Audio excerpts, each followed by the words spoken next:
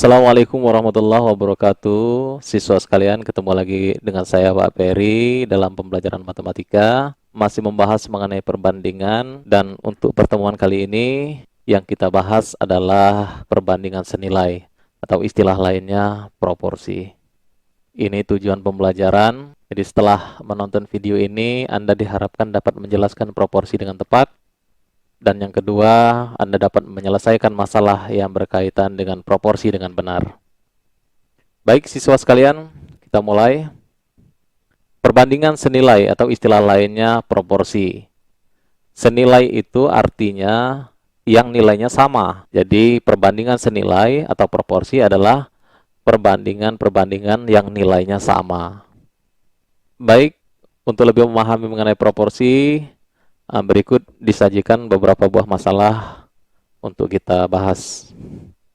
Masalah yang pertama, Lina membutuhkan 300 gram tepung sagu dan 150 gram ikan giling untuk membuat 25 buah empek-empek. Dengan resep yang sama, Mary membutuhkan 900 gram tepung sagu dan 450 gram ikan giling untuk membuat 75 buah empek-empek. Nah, masalah yang kedua, Lina membutuhkan 300 gram tepung sagu dan 150 gram ikan giling untuk membuat 25 buah empek-empek. Dengan resep yang sama, Mary membutuhkan 350 gram tepung sagu dan 200 gram ikan giling untuk membuat 75 buah empek-empek. Siswa sekalian, kita akan melihat dari kedua masalah ini yang mana yang merupakan proporsi dan bukan proporsi. Untuk masalah yang pertama, saya kira perlu dibuatkan tabel. Tabelnya seperti ini. Perbandingan Lina terhadap Mary. Untuk yang pertama sagu 300 berbanding 900. Disederhanakan karena sama-sama bisa dibagi dengan 300. Nilainya adalah 1/3. Jadi 300 dibagi 300 1, 900 dibagi 300 3. Kemudian untuk ikan giling, nilai perbandingannya 150 berbanding 450. Disederhanakan, sama-sama dibagi dengan 150, hasilnya adalah 1/3. Kemudian empek-empek 25 berbanding 75, sama-sama dibagi 25, hasilnya 1/3. Nah, ketiga unsur tersebut nilai perbandingannya sama. Masalah yang seperti inilah yang dinamakan proporsi atau perbandingan senilai. Coba kita lihat untuk masalah yang kedua. Masalah yang kedua, kalau kita buatkan tabel, Lina 300 gram sagu, Mary 350 gram sagu. Lina 150 gram ikan giling, Mary 200 gram ikan giling. Lina akan menghasilkan 25 buah empek-empek, Mary 75 buah empek-empek. Kita buatkan perbandingan antara Lina terhadap Mary. Untuk sagu 300 berbanding 350. Disederhanakan, sama-sama dibagi dengan 50, hasilnya 6/7. 300 dibagi 50, 6. 350 dibagi 50, 7.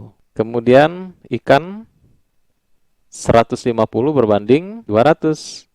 Disederhanakan, sama-sama dibagi dengan 50, hasilnya 3/4.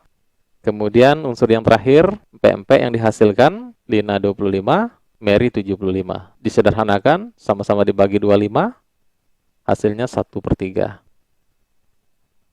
Nilai perbandingan ketiga unsur ini tidak sama. Masalah yang seperti ini bukan proporsi. Siswa sekalian, dari kedua permasalahan yang disajikan ini, saya pikir Anda sudah mulai dapat memahami mana perbandingan yang merupakan proporsi dan bukan proporsi. Kita lanjutkan permasalahan yang kedua. Kita akan menentukan dari kedua himpunan pasangan bilangan ini yang manakah yang merupakan proporsi dan bukan proporsi. Ada dua himpunan pasangan bilangan yang A dan B. Bilangan pertama ini kita sebut dengan X dan bilangan kedua kita sebut Y. Kita akan membandingkan X terhadap Y. Kita lihat hasil perbandingannya. Pasangan yang pertama 2 berbanding 4. Disederhanakan, sama-sama dibagi dengan 2, hasilnya 1/2. Bilangan yang kedua, 4 berbanding 6.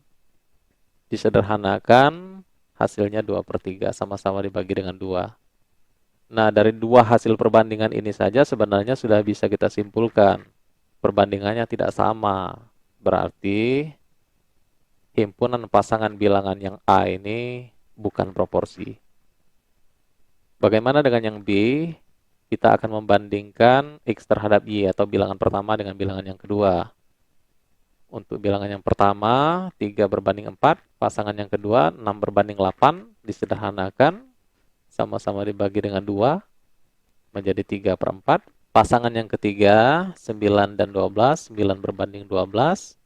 Disederhanakan, sama-sama dibagi dengan 3. Menjadi 3/4.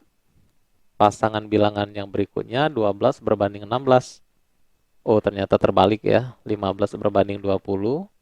Sama-sama dibagi dengan 5, 3/4. Dan yang terakhir adalah 12 berbanding 16, disederhanakan 3/4. Nilai perbandingan seluruh pasangan bilangan ini sama, yaitu 3/4. Maka himpunan pasangan bilangan yang B ini adalah proporsi. Baik siswa sekalian, kita akan menggambarkan grafik untuk pasangan bilangan yang A. Bagaimana grafiknya? Kita siapkan bidang koordinat. Yang pertama adalah 2 dan 4. X-nya 2, Y-nya 4, berarti titik koordinatnya di sini. Berikutnya pasangan 4 dan 6, titik koordinatnya di sini. Selanjutnya 6 dan 8, X-nya 6, Y-nya 8, ini titik koordinatnya. Selanjutnya adalah 8 dan 10, dan terakhir adalah 10 dan 12. X-nya 10, Y-nya 12, ini titik koordinatnya. Kita gambarkan grafiknya, hubungkan titik-titik ini dengan garis, grafiknya seperti ini.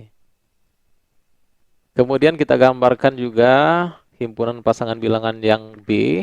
Yang B ini merupakan proporsi. Kita siapkan. Yang pertama 3 dan 4, ini titik koordinatnya. 6 dan 8, ini titik koordinatnya. 9 dan 12, ini titik koordinatnya. 12 dan 16, X-nya 12, Y-nya 16. Dan untuk yang terakhir mungkin tidak cukup ya. Jadi saya cukupkan 4 titik saja.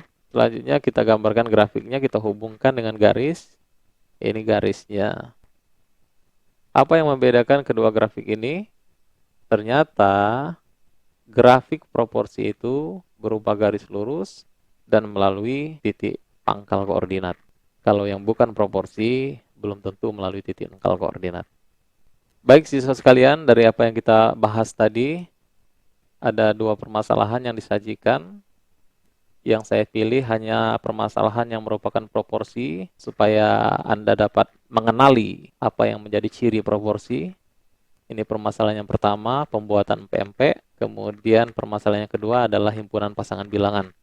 Coba Anda amati angka-angka yang ada di dalam tabel ini. Dapatkah Anda mengenali apa yang menjadi ciri dari proporsi? Ada beberapa sifat khas dari proporsi. Pertama, misalkan ada 2 buah besaran A dan B. Maka perbandingan besaran A dan B ini merupakan proporsi apabila memenuhi 2 syarat ini. Syarat yang pertama, nilai A semakin membesar, maka ini akan mengakibatkan nilai B-nya juga semakin membesar. Dan juga sebaliknya, apabila nilai A-nya semakin mengecil, maka akan mengakibatkan nilai B-nya, besaran B-nya juga akan semakin mengecil. Dan ciri yang kedua yang harus dipenuhi, bahwa perbandingan A terhadap B nilainya selalu sama. Itulah yang menjadi ciri dari proporsi. Yang kedua, tadi kita sudah menggambarkan grafik. Grafik hubungan 2 besaran yang merupakan proporsi itu berupa garis lurus yang naik dan berpangkal pada titik pusat koordinat.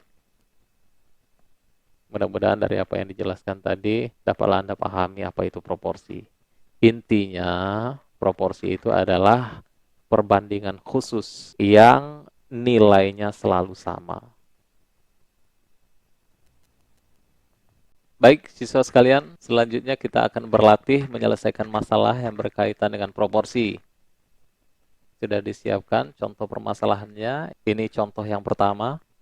Peri memiliki sepeda motor matic baru berkapasitas 125 cc. Sepeda motor tersebut memerlukan 1 liter pertamax untuk menempuh jarak 43 km.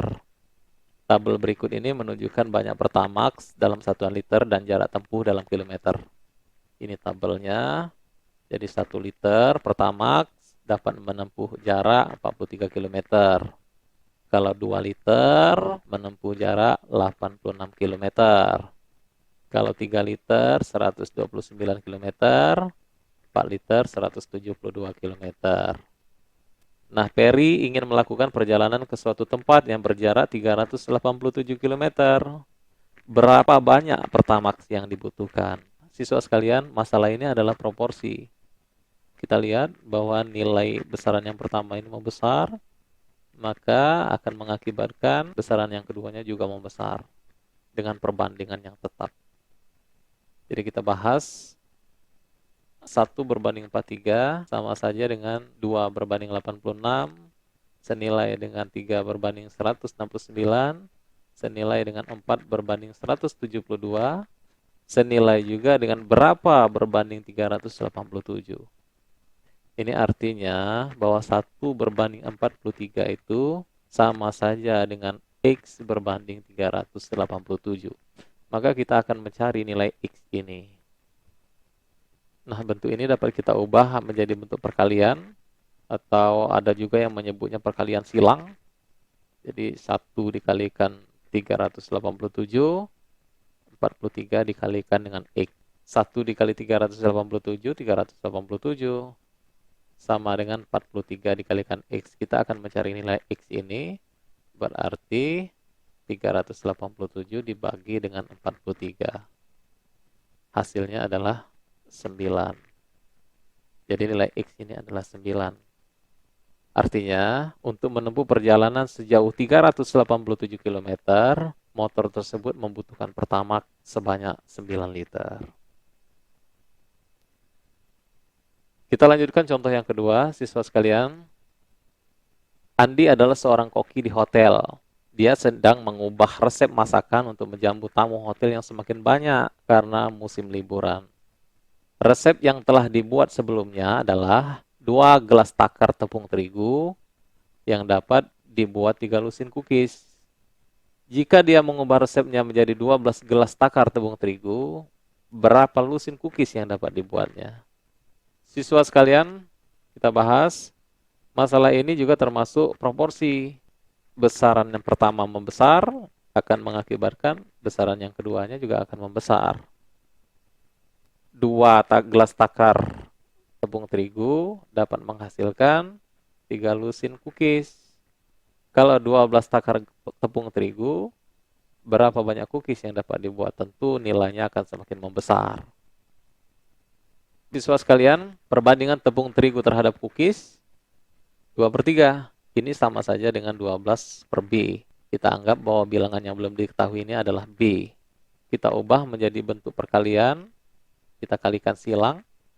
2 kali B sama saja dengan 3 kali 12. 3 kali 12, 36. Berarti 2 kali B sama dengan 36. Kita akan mencari nilai B ini.